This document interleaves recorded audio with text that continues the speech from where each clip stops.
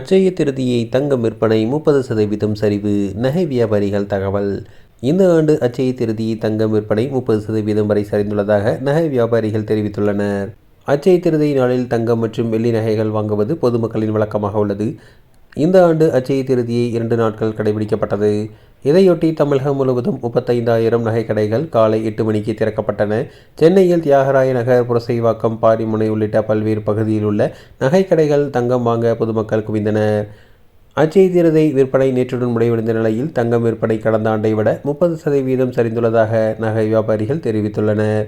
இதுகுறித்து நகை வியாபாரி சங்க நிர்வாகி ஒருவர் பேசும்போது, இந்தியாவின் அட்சய திருதியை விற்பனை கடந்த ஆண்டு 20,000 கோடியாக இருந்தது.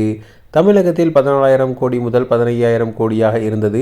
இந்த ஆண்டு தங்கம் விற்பனை 30% சரிவை சந்தித்துள்ளது.